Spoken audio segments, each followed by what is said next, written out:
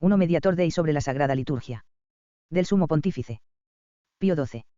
A los venerables hermanos patriarcas, primados, arzobispos, obispos y demás ordinarios. En paz y comunión con la sede apostólica. Sobre la Sagrada Liturgia. Venerables hermanos, salud y bendición apostólica. Introducción. A. Jesucristo, Redentor del mundo. 1. El mediador entre Dios y los hombres. 1. El gran pontífice que penetró hasta lo más alto del cielo, Jesús, Hijo de Dios. 2. Al encargarse de la obra de misericordia con que enriqueció al género humano con beneficios sobrenaturales, quiso, sin duda alguna, restablecer entre los hombres y su Criador aquel orden que el pecado había perturbado y volver a conducir al Padre Celestial, primer principio y último fin, la mísera descendencia de Adán, manchada por el pecado original. 2. Por eso, mientras vivió en la tierra, no solo anunció el principio de la redención y declaró inaugurado el reino de Dios, sino que se consagró a procurar la salvación de las almas con el continuo ejercicio de la oración y del sacrificio, hasta que se ofreció en la cruz, víctima inmaculada para limpiar nuestra conciencia de las obras muertas y hacer que tributásemos un verdadero culto al Dios vivo. 3. Así, todos los hombres, felizmente apartados del camino que desdichadamente los arrastraba a la ruina y a la perdición, fueron ordenados nuevamente a Dios para que, colaborando personalmente en la consecución de la santificación propia, fruto de la sangre inmaculada del Cordero, diesen a Dios la gloria que le es debida. 4. Quiso, pues, el divino Redentor que la vida sacerdotal por él iniciada en su cuerpo mortal con sus oraciones y su sacrificio, en el transcurso de los siglos, no cesase en su cuerpo místico, que es la Iglesia, y por esto instituyó un sacerdocio visible, para ofrecer en todas partes la oblación pura. 4. A fin de que todos los hombres, del oriente al occidente, liberados del pecado, sirviesen espontáneamente y de buen grado a Dios por deber de conciencia. B. La Iglesia continúa el oficio sacerdotal de Jesucristo. 5. La Iglesia, pues, fiel al mandato recibido de su fundador, continúa el oficio sacerdotal de Jesucristo, sobre todo mediante la Sagrada Liturgia. Esto lo hace, en primer lugar, en el altar, donde se representa perpetuamente el sacrificio de la cruz. 5. Y se renueva, con la sola diferencia del modo de ser ofrecido. 6. En segundo lugar, mediante los sacramentos, que son instrumentos peculiares, por medio de los cuales los hombres participan de la vida sobrenatural, y por último, con el cotidiano tributo de alabanzas ofrecido a Dios óptimo máximo. 6. Qué espectáculo más hermoso para el cielo y para la tierra que la Iglesia en oración, decía nuestro predecesor Pío XI, de feliz memoria. Siglos hace que, sin interrupción alguna, desde una medianoche a la otra, se repite sobre la tierra la divina salmodia de los cantos inspirados, y no hay hora del día que no sea santificada por su liturgia especial, no hay periodo alguno en la vida, grande o pequeño, que no tenga lugar en la acción de gracias, en la alabanza, en la oración, en la reparación de las preces comunes del cuerpo místico de Cristo, que es la Iglesia. 7. C. Despertar de los estudios litúrgicos. 7. Sabéis sin duda alguna, venerables hermanos, que a fines del siglo pasado y principios del presente se despertó un fervor singular en los estudios litúrgicos, tanto por la iniciativa laudable de algunos particulares cuanto, sobre todo, por la celosa y asidua diligencia de varios monasterios de la ínclita orden benedictina, de suerte que, no solo en muchas regiones de Europa, sino aún en las tierras de ultramar, se desarrolló en esta materia una laudable y provechosa emulación, cuyas benéficas consecuencias se pudieron ver no solo en el campo de las disciplinas sagradas, donde los ritos litúrgicos de la Iglesia oriental y occidental fueron estudiados y conocidos más amplia y profundamente, sino también en la vida espiritual y privada de muchos cristianos. 8. Las augastas ceremonias del sacrificio del altar fueron mejor conocidas, comprendidas y estimadas, la participación en los sacramentos, mayor y más frecuente, las oraciones litúrgicas, más suavemente gustadas, y el culto eucarístico, considerado, como verdaderamente lo es centro y fuente de la verdadera piedad cristiana. Fue, además, puesto más claramente en evidencia el hecho de que todos los fieles constituyen un solo y compaquísimo cuerpo, cuya cabeza es Cristo, de donde proviene para el pueblo cristiano la obligación de participar, según su propia condición, en los ritos litúrgicos. D. Solicitud de la Santa Sede en favor del culto litúrgico. 9. Vosotros, indudablemente, sabéis muy bien que esta sede apostólica ha procurado siempre, con gran diligencia, que el pueblo a ella confiado se educase en un verdadero y efectivo sentido litúrgico, y que, con no menor celo, se ha preocupado de que los sagrados ritos resplandeciesen al exterior con la debida dignidad. En el mismo orden de ideas, hablando, según costumbre, a los predicadores cuaresmales de esta nuestra alma ciudad, en 1943, les exhortábamos calurosamente a amonestar a sus oyentes para que tomasen parte, siempre con mayor empeño, en el sacrificio eucarístico, y recientemente hemos hecho traducir otra vez el libro de los Salmos del texto original al latín, para que las preces litúrgicas, de las que forma ese libro parte tan principal en la Iglesia católica, fuesen más exactamente entendidas y más fácilmente percibidas su verdad y suavidad. 8. 10. Sin embargo, mientras que, por los saludables frutos que de él se derivan, el apostolado litúrgico es para nos de no poco consuelo, nuestro deber nos impone seguir con atención esta renovación, como algunos la llaman, y procurar diligentemente que estas iniciativas no se conviertan ni en excesivas ni en defectuosas. Deficiencias de algunos. Exageraciones de otros. 11. Ahora bien, sí, por una parte, vemos con dolor que en algunas regiones el sentido, el conocimiento y el estudio de la liturgia son a veces escasos o casi nulos, por otra observamos con gran preocupación que en otras hay algunos, demasiado ávidos de novedades, que se alejan del camino de la sana doctrina y de la prudencia, pues con la intención y el deseo de una renovación litúrgica mezclan frecuentemente principios que en la teoría o en la práctica comprometen esta causa santísima y la contaminan también muchas veces con errores que afectan a la fe católica y a la doctrina ascética. 12. La pureza de la fe y de la moral debe ser la norma característica de esta sagrada disciplina, que tiene que conformarse absolutamente con las sapientísimas enseñanzas de la Iglesia. Es, por tanto, deber nuestro alabar y aprobar todo lo que está bien hecho, y reprimir o reprobar todo lo que se desvía del verdadero y justo camino. 13. No crean, sin embargo, los inertes y los tibios que cuentan con nuestro asenso porque reprendemos a los que yerran y ponemos freno a los audaces, ni los imprudentes se tengan por alabados cuando corregimos a los negligentes y a los perezosos. 14. Aunque en esta nuestra carta encíclica tratamos, sobre todo, de la liturgia latina, no se debe a que tengamos menor estima de las venerandas liturgias de la Iglesia oriental, cuyos ritos, transmitidos por venerables y antiguos documentos, no son igualmente queridísimos, sino que más bien depende de las especiales condiciones de la Iglesia occidental, que demandan la intervención de la autoridad nuestra. 15. Oigan, pues, dócilmente todos los cristianos la voz del Padre común, que desea ardientemente verlos unidos íntimamente a Él, acercándose al altar de Dios, profesando la misma fe, obedeciendo a la misma ley, participando en el mismo sacrificio con un solo entendimiento y una sola voluntad. 16. Lo pide el honor debido a Dios, lo exigen las necesidades de los tiempos presentes. Efectivamente, después que una larga y cruel guerra ha dividido a los pueblos con sus rivalidades y estragos, los hombres de buena voluntad se esfuerzan ahora de la mejor manera posible por traerlos de nuevo a todos a la concordia. 17. Creemos, sin embargo, que ningún designio o iniciativa será en este caso más eficaz que un férvido espíritu y religioso celo de los que deben estar animados y guiados los cristianos, de modo que, aceptando sinceramente las mismas verdades y obedeciendo dócilmente a los legítimos pastores en el ejercicio del culto debido a Dios, formen una comunidad fraternal, puesto que, todos los que participamos del mismo pan, aunque muchos, venimos a ser un solo cuerpo. 9. Parte primera. Naturaleza, origen, progreso de la liturgia. Y. La liturgia, culto público. A. Honrar a Dios, deber de cada uno. 18. El deber fundamental del hombre es, sin duda ninguna, el de orientar hacia Dios su persona y su propia vida. A Él, en efecto, debemos principalmente unirnos como indefectible principio, a quien igualmente ha de dirigirse siempre nuestra deliberación como a último fin, que por nuestra negligencia perdemos al pecar, y que debemos reconquistar por la fe creyendo en Él. 10. 19. Ahora bien, el hombre se vuelve ordenadamente a Dios cuando reconoce su majestad suprema y su magisterio sumo, cuando acepta con sumisión las verdades divinamente reveladas, cuando observa religiosamente sus leyes, cuando hace converger hacia Él toda su actividad, cuando, para decirlo en breve, da, mediante la virtud de la religión, el debido culto al único y verdadero Dios. B. Deber de la colectividad. 20. Este es un deber que obliga ante todo a cada uno en particular, pero es también un deber colectivo de toda la comunidad humana, ordenada con recíprocos vínculos sociales, ya que también ella depende de la suprema autoridad de Dios. 21. Nótese, además, que este es un deber particular de los hombres en cuanto elevados por Dios al orden sobrenatural.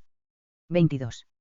Así, si consideramos a Dios como autor de la antigua ley, vemos que también proclama preceptos rituales y determina cuidadosamente las normas que el pueblo puede observar al tributarle el legítimo culto.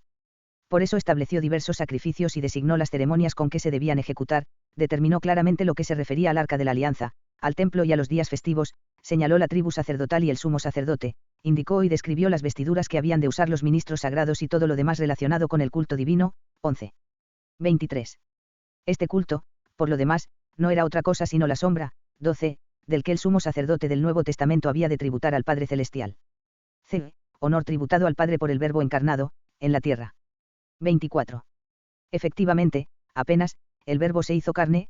13. Se manifestó al mundo dotado de la dignidad sacerdotal, haciendo un acto de sumisión al Eterno Padre que había de durar todo el tiempo de su vida, al entrar en el mundo, dice. Jim aquí que vengo, para cumplir, oh Dios, tu voluntad. 14. Acto que se llevará a efecto de modo admirable en el sacrificio cruento de la cruz, por esta voluntad, pues, somos santificados por la oblación del cuerpo de Jesucristo hecha una vez sola. 15. 25. Toda su actividad entre los hombres no tiene otro fin. Niño, es presentado en el templo al Señor, adolescente, vuelve otra vez al lugar sagrado, más tarde acude allí frecuentemente para instruir al pueblo y para orar.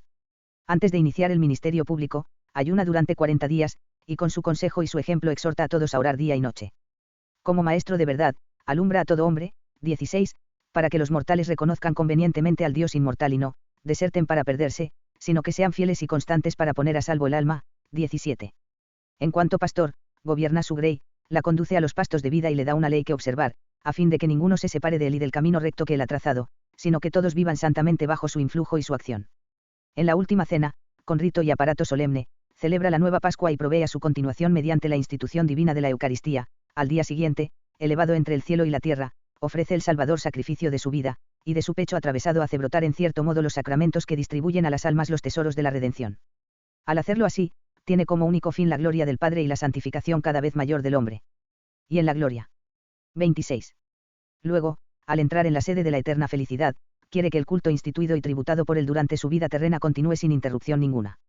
Porque no ha dejado huérfano al género humano, sino que, así como lo asiste siempre con su continuo y poderoso patrocinio, haciéndose en el cielo nuestro abogado ante el Padre, 18, así también le ayuda mediante su Iglesia, en la cual está indefectiblemente presente en el transcurso de los siglos, Iglesia que él ha constituido columna de la verdad, 19, y dispensadora de gracia, y que con el sacrificio de la cruz fundó, consagró y confirmó eternamente, 20.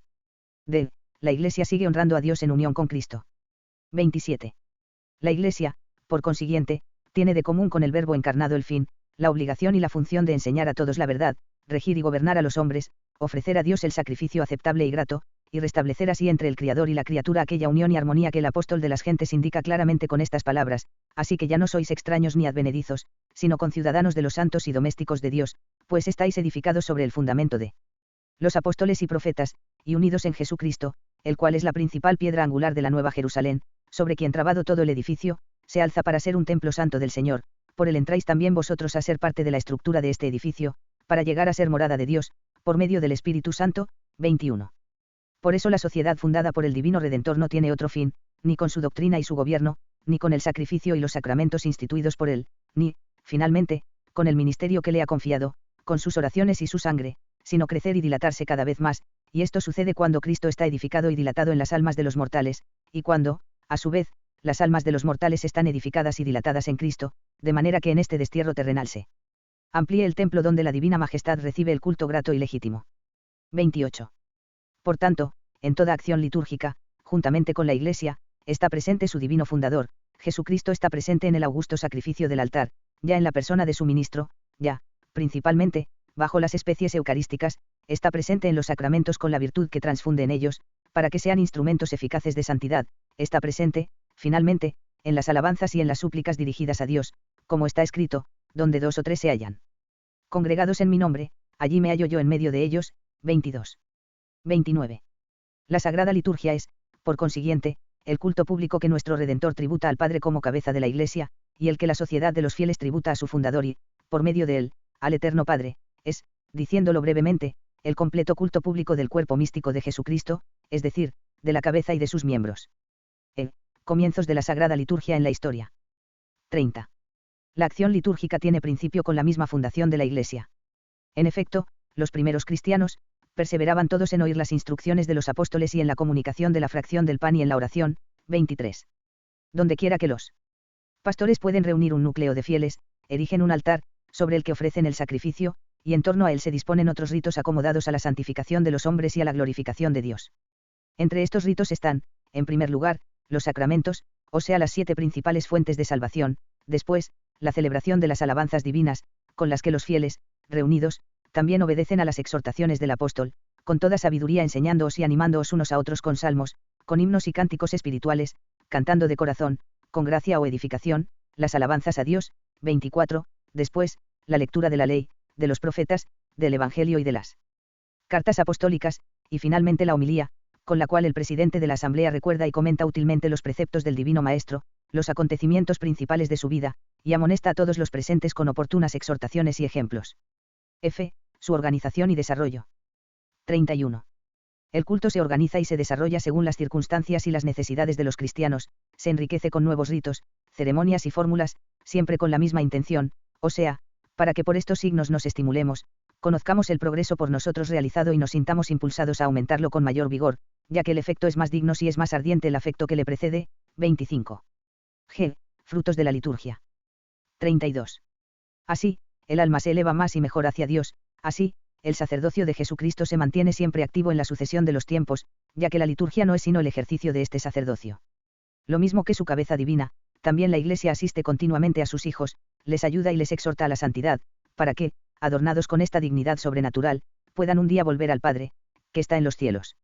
Ella regenera dando vida celestial a los nacidos a la vida terrenal, los fortifica con el Espíritu Santo para la lucha contra el enemigo implacable, llama a los cristianos en torno a los altares, y con insistentes invitaciones les anima a celebrar y tomar parte en el sacrificio eucarístico, y los nutre con el pan de los ángeles, para que estén cada vez más fuertes, purifica y consuela a los que el pecado hirió y manchó, consagra con rito legítimo a los que por divina vocación son llamados al ministerio sacerdotal, da nuevo vigor al casto connubio de los que están destinados a fundar y constituir la familia cristiana, y después de haberlos confortado y restaurado con el viático eucarístico y la sagrada unción en sus últimas horas de vida terrena, acompaña al sepulcro con suma piedad los despojos de sus hijos, los compone religiosamente, los protege al amparo de la cruz, para que puedan un día resurgir triunfantes de la muerte. Bendice con particular solemnidad a cuantos dedican su vida al servicio divino para lograr la perfección religiosa, y extiende su mano en socorro de las almas que en las llamas del purgatorio imploran oraciones y sufragios, para conducirlas finalmente a la eterna bienaventuranza. 2. La liturgia, culto interno y externo. A. Es culto externo. 33. Todo el conjunto del culto que la Iglesia tributa a Dios debe ser interno y externo. Es externo, porque lo pide la naturaleza del hombre, compuesto de alma y de cuerpo, porque Dios ha dispuesto que, conociéndole por medio de las cosas visibles, seamos llevados al amor de las cosas invisibles. 26. Porque todo lo que es el del alma se expresa naturalmente por los sentidos, además, porque el culto divino pertenece no solo al individuo, sino también a la colectividad humana, y, por consiguiente, es necesario que sea social, lo cual es imposible, en el ámbito religioso, sin vínculos y manifestaciones exteriores, y, finalmente, porque es un medio que pone particularmente en evidencia la unidad del cuerpo místico, acrecienta sus santos entusiasmos, consolida sus fuerzas e intensifica su acción, aunque, en efecto, las ceremonias no contengan en sí ninguna perfección y santidad, sin embargo, son actos externos de religión que, como signos, estimulan el alma a la veneración de las cosas sagradas, elevan la mente a las realidades sobrenaturales, nutren la piedad, fomentan la caridad, acrecientan la fe, robustecen la devoción, instruyen a los sencillos, adornan el culto de Dios, conservan la religión y distinguen a los verdaderos cristianos de los falsos y de los heterodoxos. 27. B. Pero es especialmente culto interno. 34. Pero el elemento esencial del culto tiene que ser el interno. Efectivamente, es necesario vivir en Cristo, consagrarse completamente a Él, para que en Él, con Él y por Él se dé gloria al Padre. 35. La Sagrada Liturgia requiere que estos dos elementos estén íntimamente unidos, y no se cansa de repetirlo cada vez que prescribe un acto de culto externo. Así, por ejemplo, a propósito del ayuno, nos exhorta, para que nuestra abstinencia obre en lo interior lo que exteriormente profesa. 28. De otra suerte, la religión se convierte en un formulismo sin fundamento y sin contenido. 36. Vosotros sabéis, venerables hermanos, que el Divino Maestro estima indignos del sagrado templo y arroja de él a quienes creen honrar a Dios solo con el sonido de frases bien hechas y con posturas teatrales, y están persuadidos de poder muy bien mirar por su salvación eterna sin desarraigar del alma los vicios inveterados. 29. 37.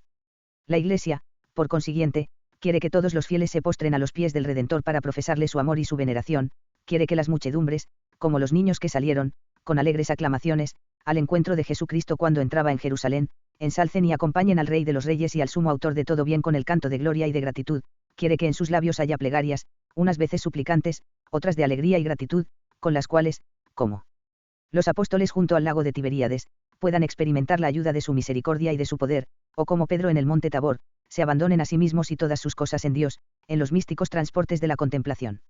C. Exageraciones del elemento externo. 38. No tienen, pues, noción exacta de la Sagrada Liturgia los que la consideran como una parte solo externa y sensible del culto divino o un ceremonial decorativo, ni se equivocan menos los que la consideran como un mero conjunto de leyes y de preceptos con que la jerarquía eclesiástica ordena el cumplimiento de los ritos. 39.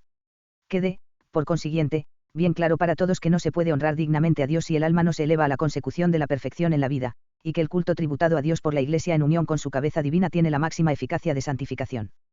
40.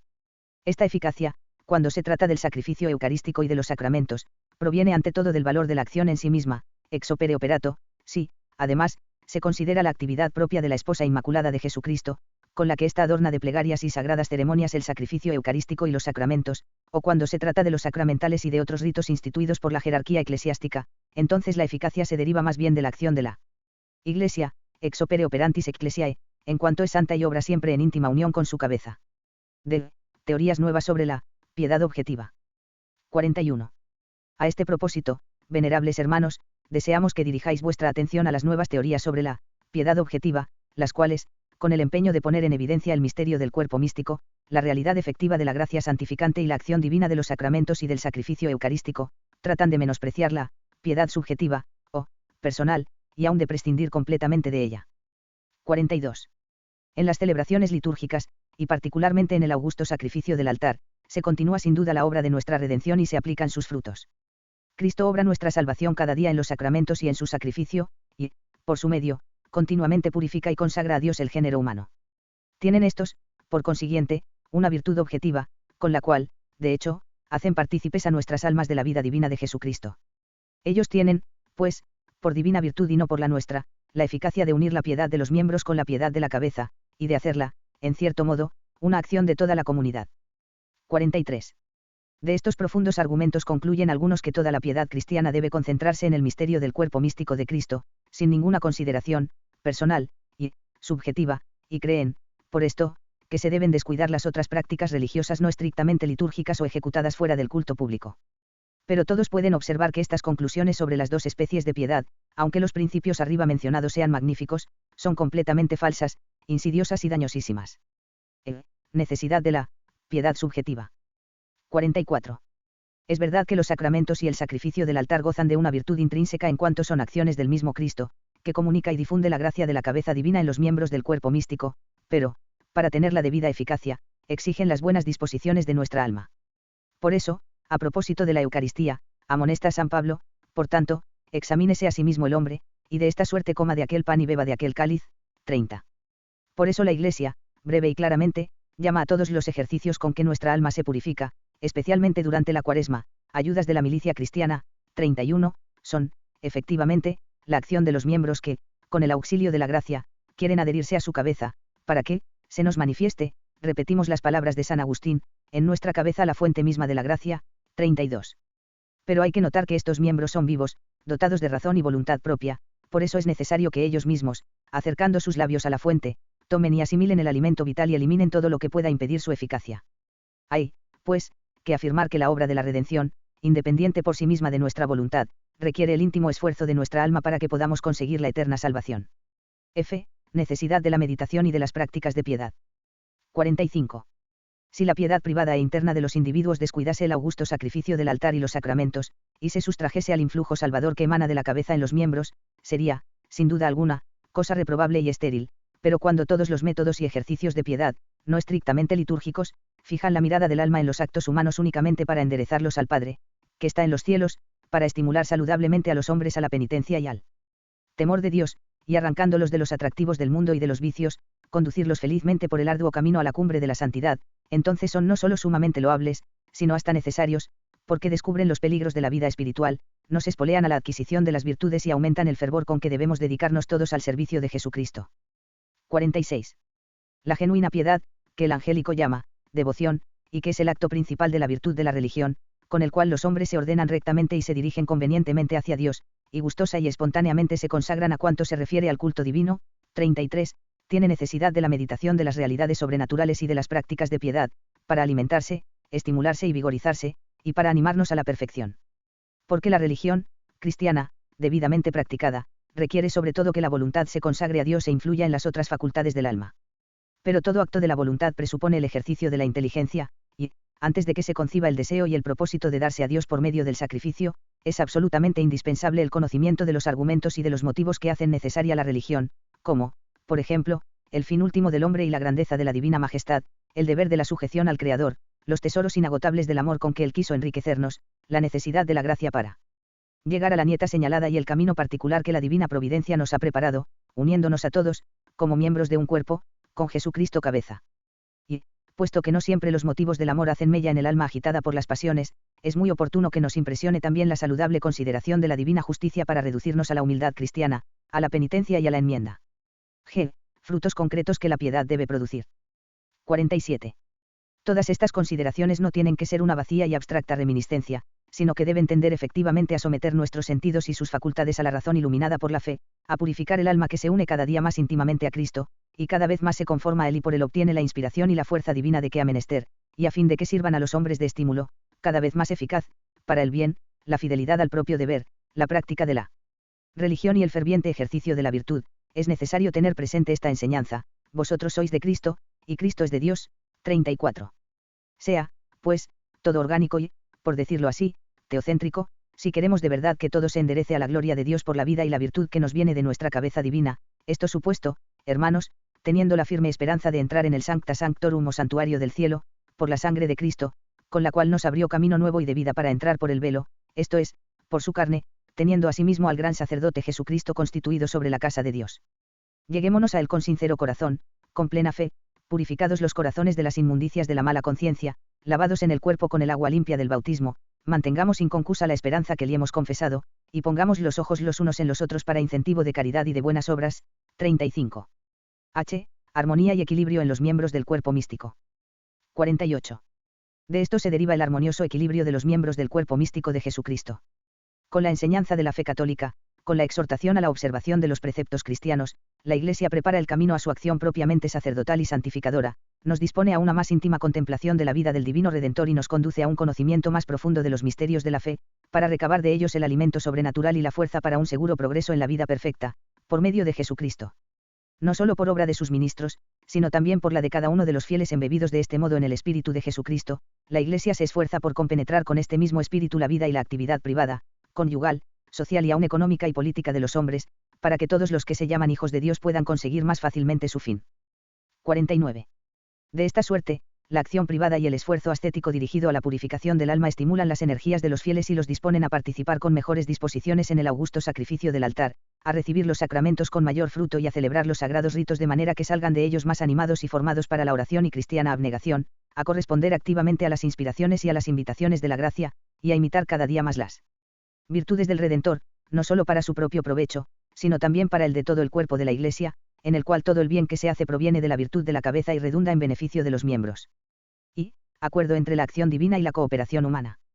50. Por eso, en la vida espiritual no puede existir ninguna oposición o repugnancia entre la acción divina, que infunde la gracia en las almas para continuar nuestra redención, y la efectiva colaboración del hombre, que no debe hacer vano el don de Dios. 36. Entre la eficacia del rito externo de los sacramentos, que proviene ex opere operato, y el mérito del que los administra o los recibe, acto que suele llamarse opus operantis, entre las oraciones privadas y las plegarias públicas, entre la ética y la contemplación, entre la vida ascética y la piedad litúrgica, entre el poder de jurisdicción y de legítimo magisterio y la potestad eminentemente sacerdotal que se ejercita en el mismo sagrado ministerio. 51.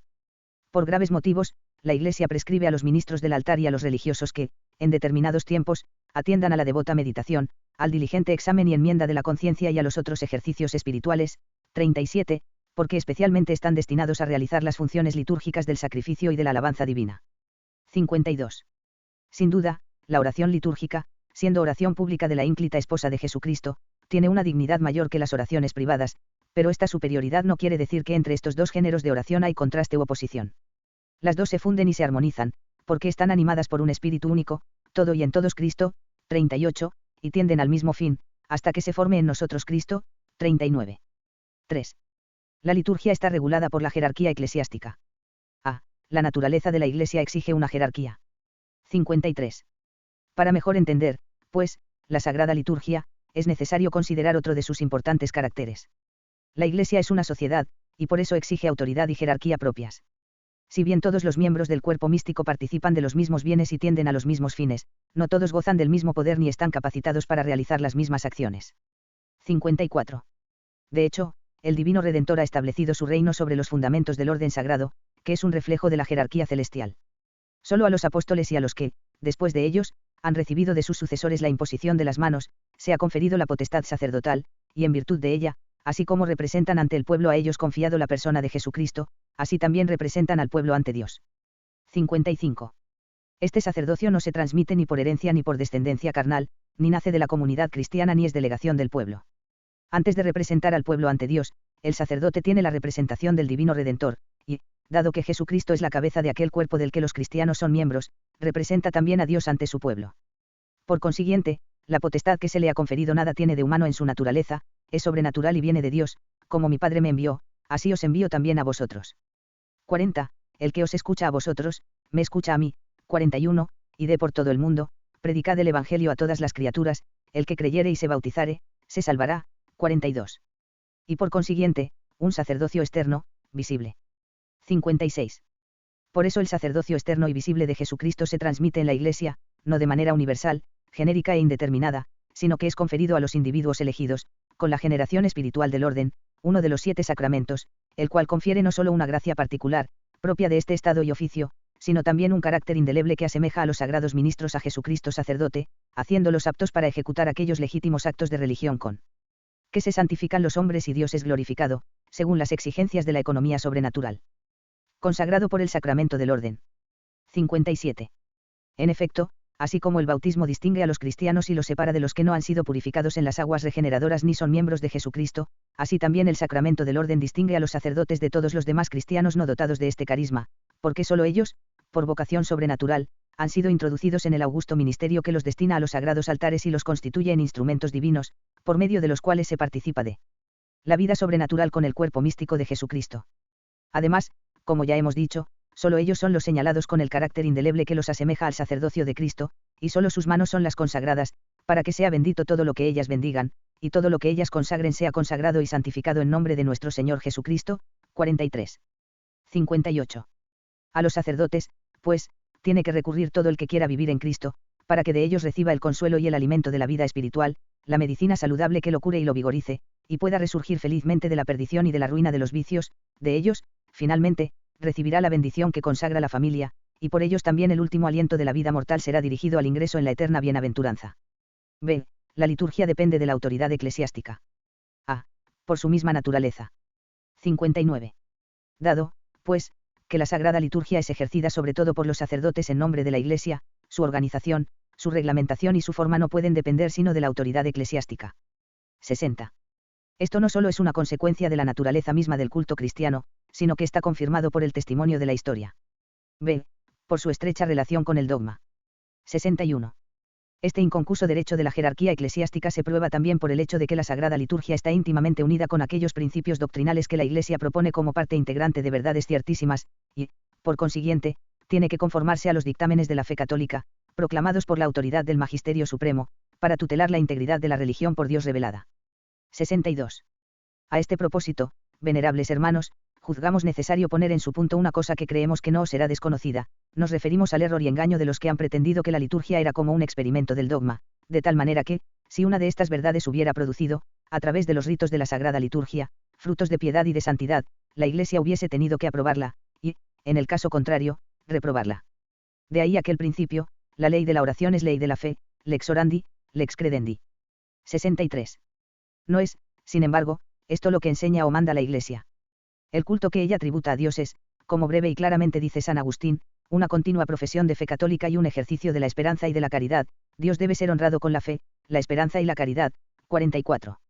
En la Sagrada Liturgia hacemos explícita y manifiesta profesión de fe católica, no solo con la celebración de los misterios divinos, con la consumación del sacrificio y la administración de los sacramentos, sino también rezando y cantando el símbolo de la fe, que es como insignia y distintivo de los cristianos, con la lectura de otros documentos y de las escrituras sagradas, escritas por inspiración del Espíritu Santo. Toda la liturgia tiene, por consiguiente, un contenido de fe católica, en cuanto que testimonia públicamente la fe de la Iglesia. 64. Por este motivo, cuando se ha tratado de definir un dogma, los sumos pontífices y los concilios, recurriendo a las llamadas fuentes teológicas, muchas veces han deducido también argumentos de esta sagrada disciplina, como hizo, por ejemplo, nuestro predecesor, de inmortal memoria, Pío IX, cuando definió la Inmaculada Concepción de la Virgen María.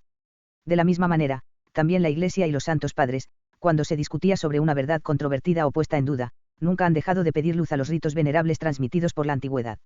Así se obtiene también el conocido y venerado adagio, la ley de la oración determine la ley de la fe, legem credendi lex statuat supplicandi. 45. 65. La liturgia, por consiguiente, no determina ni constituye en sentido absoluto y por virtud propia la fe católica, sino más bien, siendo como es una profesión de las verdades divinas, profesión sujeta al supremo magisterio de la Iglesia, puede proporcionar argumentos y testimonios de no escaso valor para aclarar un punto determinado de la doctrina cristiana. De aquí que, Si queremos distinguir y determinar de manera general y absoluta las relaciones que existen entre fe y liturgia, se puede con razón afirmar que, la ley de la fe debe establecer la ley de la oración. Lo mismo hay que decir también cuando se trata de las otras virtudes teologales: en la fe, en la esperanza y en la caridad oramos siempre con deseo continuo. 46. 4. Progreso y desarrollo de la liturgia. A. La jerarquía ha dirigido siempre la evolución. 66. La jerarquía eclesiástica ha ejercitado siempre su derecho en materia litúrgica, instruyendo y ordenando el culto divino y enriqueciéndolo con esplendor y decoro cada vez mayor para gloria de Dios y bien de los hombres. Tampoco ha vacilado, por otra parte, dejando a salvo la sustancia del sacrificio eucarístico y de los sacramentos en cambiar lo que no estaba en consonancia y añadir lo que parecía contribuir más al honor de Jesucristo y de la augusta Trinidad y a la instrucción y saludable estímulo del pueblo cristiano. 47. B. Elementos divinos y elementos humanos en la liturgia. 67. Efectivamente, la Sagrada Liturgia consta de elementos humanos y divinos. Estos, evidentemente, no pueden ser alterados por los hombres, ya que han sido instituidos por el Divino Redentor. Aquellos, en cambio, con aprobación de la jerarquía eclesiástica, asistida por el Espíritu Santo, pueden experimentar modificaciones diversas, según lo exijan los tiempos, las cosas y las almas. De aquí procede la magnífica diversidad de los ritos orientales y occidentales, de aquí el progresivo desarrollo de particulares costumbres religiosas y de prácticas de piedad de las que había tan solo ligeros indicios en tiempos precedentes. Débese a esto el que a veces se vuelvan a emplear y renovar usos piadosos que el tiempo había borrado. De todo esto da testimonio la vida de la Inmaculada Esposa de Jesucristo durante tantos siglos. Esto expresa el lenguaje empleado por ella para manifestar a su divino esposo su fe y su amor inagotables y los de las personas a ella confiadas. Esto demuestra su sabia pedagogía para estimular y acrecentar en los creyentes el sentido de Cristo. 68. En realidad no son escasas las causas por las cuales se desarrolla y desenvuelve el progreso de la Sagrada Liturgia durante la larga y gloriosa historia de la Iglesia. C. Desarrollo de algunos elementos humanos. A. Debido a una formulación doctrinal más segura. Así, por ejemplo, una formulación más segura y más amplia de la doctrina católica sobre la encarnación del Verbo de Dios, el sacramento y el sacrificio eucarístico, sobre la Virgen María, Madre de Dios, ha contribuido a la adopción de nuevos ritos, por medio de los cuales aquella luz que había brillado con más esplendor en la declaración del magisterio eclesiástico se refleja mejor y con más claridad en las acciones litúrgicas, para llegar con mayor facilidad a la mente y al corazón del pueblo cristiano. B. Debido a algunas modificaciones disciplinares. 69. El desarrollo ulterior de la disciplina eclesiástica en lo que toca a la administración de los sacramentos, por ejemplo, de la penitencia, la institución y más tarde la desaparición del catecumenado, la comunión eucarística bajo una sola especie en la Iglesia latina, han contribuido no poco a la modificación de los ritos antiguos y a la gradual adopción de otros nuevos y más adecuados a las nuevas disposiciones de la disciplina. C. Debido también a prácticas piadosas extralitúrgicas. 70.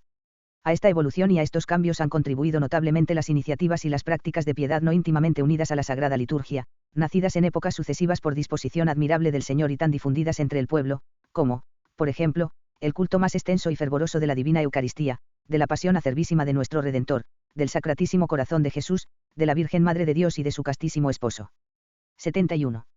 Entre las circunstancias exteriores contribuyeron también las públicas peregrinaciones de devoción a los sepulcros de los mártires, la observancia de especiales ayunos instituidos con el mismo fin, las procesiones estacionales de penitencias que en esta alma ciudad se tenían, y en las cuales intervenía no pocas veces el sumo pontífice. D. Debido también al desarrollo de las bellas artes. 72. Se comprende también fácilmente de qué manera el progreso de las bellas artes, en especial de la arquitectura, la pintura y la música, haya influido en la determinación y la diversa conformación de los elementos exteriores de la Sagrada Liturgia. 73. La Iglesia se sirvió de su derecho propio para tutelar la santidad del culto contra los abusos que temeraria e imprudentemente iban introduciendo personas privadas e iglesias particulares.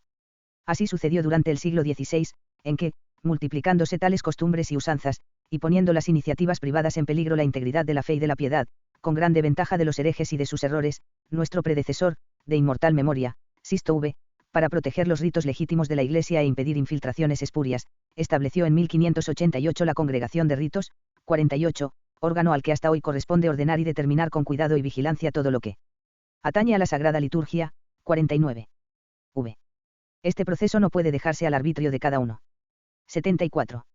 Por eso el Sumo Pontífice es el único que tiene derecho a reconocer y establecer cualquier costumbre cuando se trata del culto, a introducir y aprobar nuevos ritos y a cambiar los que estime deben ser cambiados. 50. Los obispos, por su parte, tienen el derecho y el deber de vigilar con diligencia, a fin de que las prescripciones de los sagrados cánones referentes al culto divino sean observadas con exactitud. 51. No es posible dejar al arbitrio de cada uno, aunque se trate de miembros del clero, las cosas santas y venerandas relacionadas con la vida religiosa de la comunidad cristiana, con el ejercicio del sacerdocio de Jesucristo y el culto divino, con el honor debido a la Trinidad Santísima, al Verbo encarnado, a su augusta Madre y a los demás santos y con la salvación de los hombres, por la misma causa, a nadie se le permite regular en esta materia aquellas acciones externas, íntimamente ligadas con la disciplina eclesiástica, con el orden, la unidad y la concordia del cuerpo místico, y no pocas veces con la integridad misma de la fe católica. A. Algunos abusos temerarios. 75. La Iglesia, en realidad, es un organismo vivo, y por eso crece y se desarrolla también en lo que toca a la Sagrada Liturgia, adaptándose a las circunstancias y a las exigencias que se presentan en el transcurso del tiempo y acomodándose a ellas. 76. Pero, a pesar de ello, hay que reprobar severamente la temeraria osadía de quienes introducen intencionadamente nuevas costumbres litúrgicas o hacen renacer ritos ya desusados y que no están de acuerdo con las leyes y rúbricas vigentes. No sin gran dolor venimos a saber, venerables hermanos, que así suceden cosas, no solo de poca, sino también de gravísima importancia. Efectivamente, no falta quien use la lengua vulgar en la celebración del sacrificio eucarístico, quien traslade fiestas, fijadas ya por estimables razones, a una fecha diversa, quien excluya de los libros aprobados para las operaciones públicas las sagradas escrituras del Antiguo Testamento, teniéndolas por poco apropiadas y oportunas para nuestros días. 77. El empleo de la lengua latina, vigente en una gran parte de la Iglesia, es un claro y hermoso signo de la unidad y un antídoto eficaz contra toda corrupción de la pura doctrina.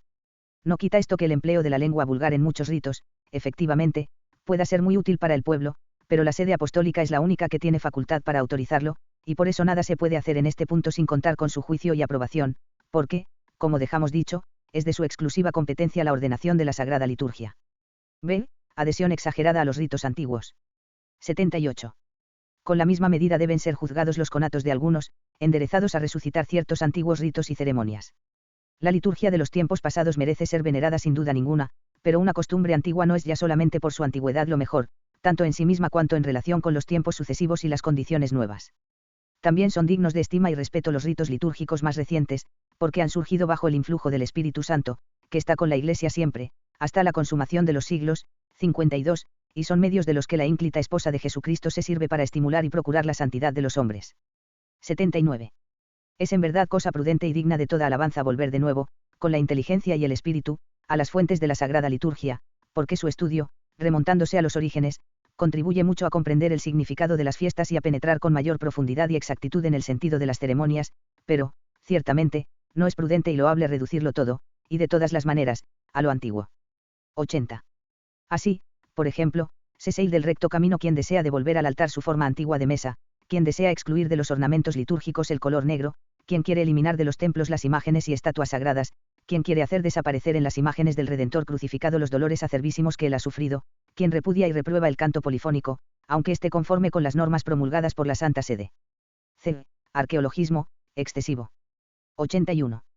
Así como ningún católico sensato puede rechazar las fórmulas de la doctrina cristiana compuestas y decretadas con grande utilidad por la Iglesia, inspirada y asistida por el Espíritu Santo, en épocas recientes, para volver a las fórmulas de los antiguos concilios, ni puede repudiar las leyes vigentes para retornar a las prescripciones de las antiguas fuentes del derecho canónico, así, cuando se trata de la Sagrada Liturgia, no resultaría animado de un celo recto e inteligente quien deseara volver a los antiguos ritos y usos, repudiando las nuevas normas introducidas por disposición de la divina providencia y por la modificación de las circunstancias. 82. Tal manera de pensar y de obrar hace revivir, efectivamente, el excesivo e insano arqueologismo despertado por el ilegítimo concilio de Pistoia, y se esfuerza por resucitar los múltiples errores que un día provocaron aquel conciliábulo y los que de él se siguieron, con gran daño de las almas, y que la Iglesia, guarda vigilante del depósito de la fe, que le ha sido confiado por su divino fundador, justamente condenó. 53. En efecto, deplorables propósitos e iniciativas tienden a paralizar la acción santificadora con la cual la Sagrada Liturgia dirige al Padre saludablemente a sus hijos de adopción. 83. Por eso, hágase todo dentro de la necesaria unión con la jerarquía eclesiástica. No se arrogue ninguno el derecho a ser ley para sí y a imponerla a los otros por su voluntad. Tan solo el sumo pontífice, como sucesor de Pedro, a quien el divino Redentor confió su rebaño universal. 54, y los obispos, que a las dependencias de la sede apostólica, el Espíritu Santo, ha instituido, para apacentar la Iglesia de Dios. 55, tienen el derecho y el deber de gobernar al pueblo cristiano. Por eso, venerables hermanos, siempre que defendéis vuestra autoridad, a veces con severidad saludable, no solo cumplís con vuestro deber, sino que cumplís la voluntad del mismo fundador de la Iglesia.